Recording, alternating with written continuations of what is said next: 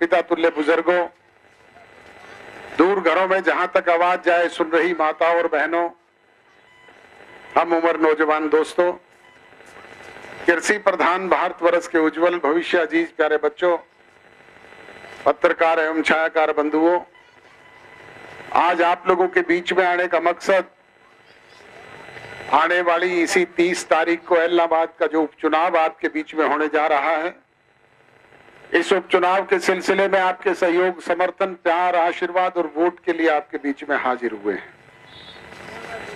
ये वोट की नौबत आपके बीच में क्यों आई, ये आप मुझसे ज्यादा बेहतर जानते हैं। आपने तो 5 वर्ष के लिए विधायक यहां से चुन करके 2 वर्ष पहले भेजा था, क्यों 5 साल के लिए ही चुना होगा, परंतु आज 2 साल में ही उस विधायक ने आपको चुनाव में झोंकने का काम किया। उंगली कटवा करके शहीद होना चाहते थे। किसान आंदोलन की आड़ में किसानों के एक छत्र नेता बनने की ख्वाहिश पाले हुए थे।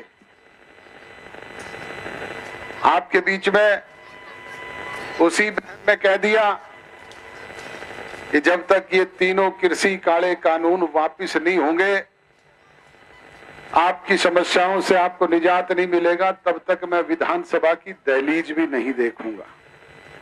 जो यही कहकर के इस्तीफा दिया था ना, तो क्या तीनों कृषि काले कानून वापिस हो गए?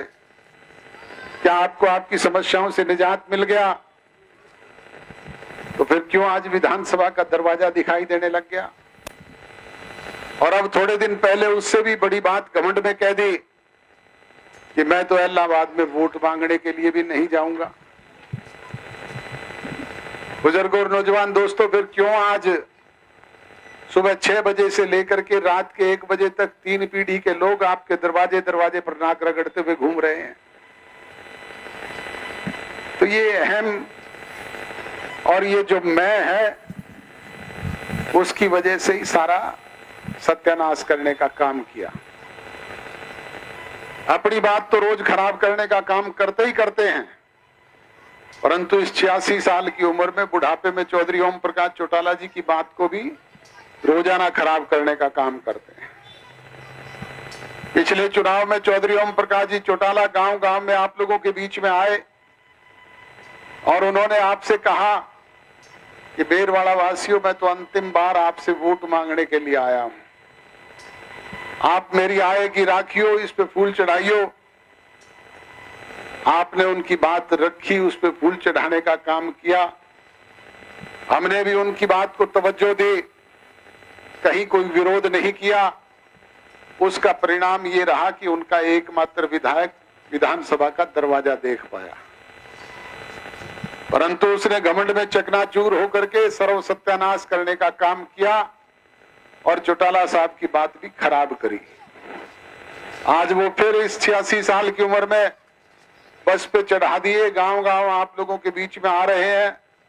आपके यहां भी आ लिए होंगे।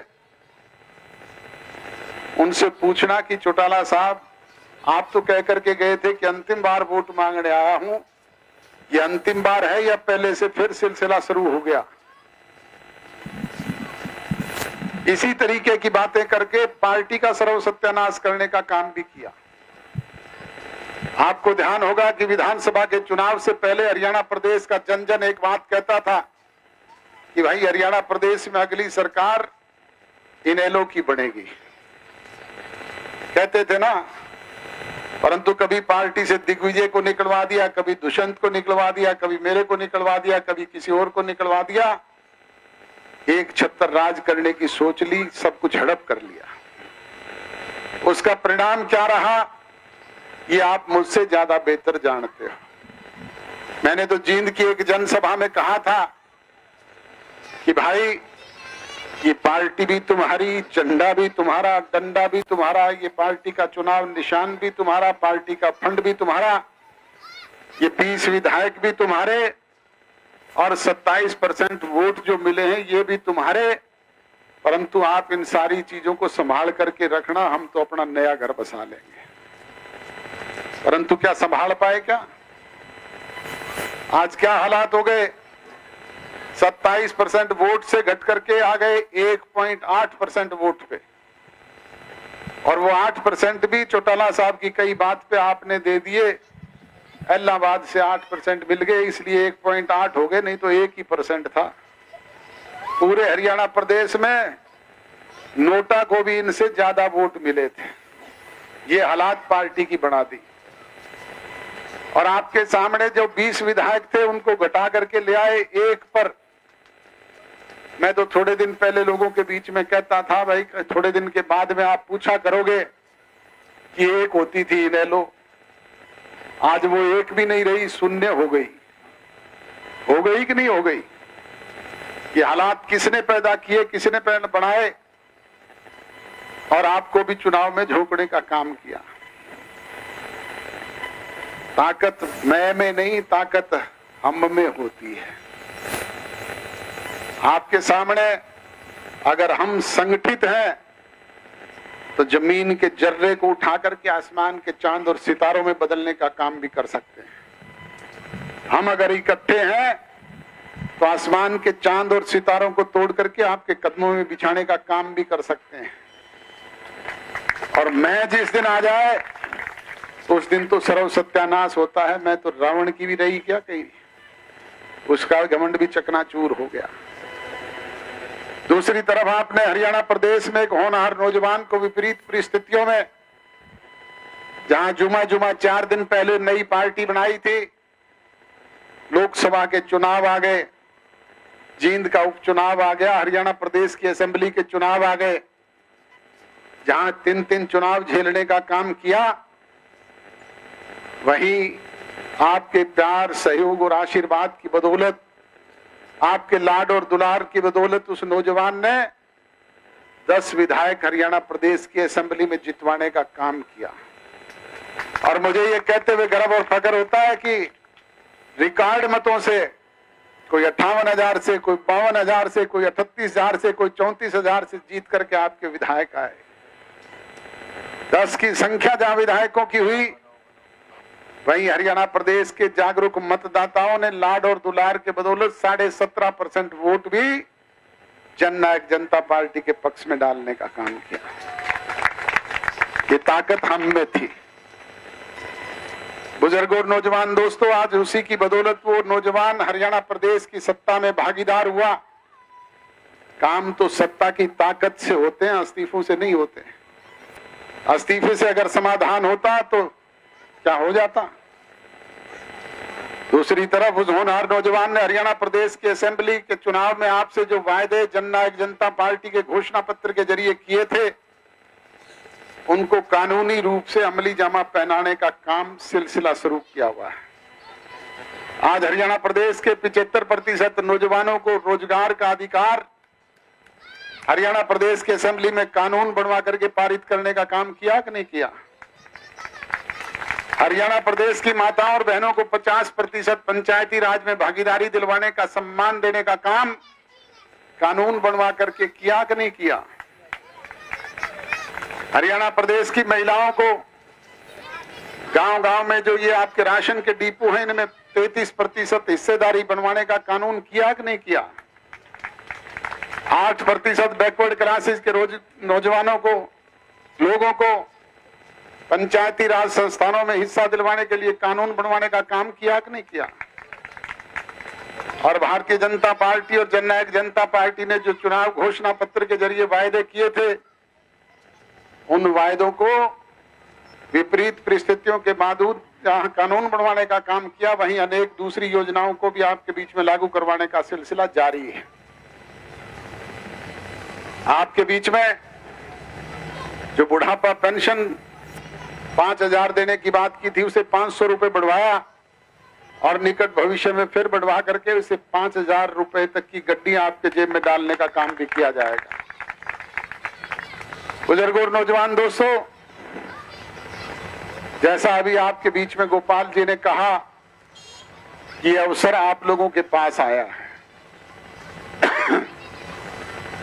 आपके एक वोट की ताकत से चुनी चुनाई सरकार आपको 3 साल के लिए मिल रही है। आप लोग संगठित होकर के 30 तारीख को अपने एक एक कीमती वोट के जरिए गठबंधन के प्रत्याशी को यहां से भारी बहुमत से जिता करके भेजने का काम करें। आपके द्वारा लगाई गई वो मोहर जो कमल के निशान का बटन दब करके लगेगी, वो आपके इलाके में प्रगति और विकास लेकर के आएगी, खुशहाली लेकर के आएगी, सुख और समृद्धि लेकर के आएगी। और लंबे समय से जो आप अपोजिशन की राजनीति को झेल रहे हैं, उससे मुक्ति दिलवा करके 3 साल सत्ता का सुख भोगने का अवसर आपको प्रदान करेगी। पर इसके लिए आपसे भी गुजारिश और विनती करूंगा कि आप आपसी छोटे मोटे मनमुटाव, गिले शिकवे, शिकायतों को दूर करके जाति पाति धर्म और मजहब के बखेड़े से ऊपर उठ करके बोरे जेवड़ी की छोड़ करके 36 बिरादरी के लोग एक झंडे के नीचे संगठित होकर के 30 तारीख को सुबह सवेरे नहा धो करके परमपिता परमात्मा को, वाहिगुरु को, अल्लाह ताला को, जीसस क्राइस्ट को साक्षी मान करके गठबंधन के सांझे प्रत्याशी अजीज गोविंद कांडा के चुनाव निशान कमल के बटन का निशान दबा देना। फिर आप लोगों को घमंड से भी मुक्ति मिलेगी। फिर किसी विधायक के दरवाजे पर जाकर के आपको ये नहीं पूछना पड़ेगा कि विधायक जी का मूड कैसा है। मूड ना गोविंद का बिगड़ता, ना गोपाल का बिगड़ता, ना मेरा बिगड़ता। आधी रात को भी दरवाजे पर दस्तक दे करके अपने काम करवाना, राज की मौज लूटना। यही कहने के लिए आप लोगों के बीच में हुआ हूं। आपने यहां एकत्रित होकर के हम जैसे कार्यकर्ताओं की बात सुनी, मान सम्मान बढ़ाया, जो प्यार भरे पुष्प भेंट किए, उसके लिए आपका शुक्रगुजार हूं, आभारी हूं, धन्यवादी हूं। और यकीन, विश्वास और भरोसा लेकर के जा रहा हूं कि बेरवाड़ा वासियों, आपका ये प्यार, आपका सत्कार, आपका ये दुलार वोट में तब्दील होगा। आप सबका बहुत बहुत धन्यवाद। जय हिंद।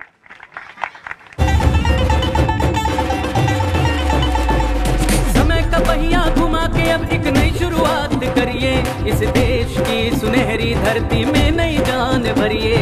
खिलखिलाते खेतों में खुशियों की बरखा करिए, अपने खेतों की फसलों से देश खुशहाल करिए। बेलारूस ट्रैक्टर, हाँ बेलारूस ट्रैक्टर, तकनीक विदेशी है, इसे देश के रंग में रंगिए। बेलारूस ट्रैक्टर का सब मिलके स्वागत करिए। बेलारूस ट्रैक्टर, तकनीक विदेशी, दिल देसी।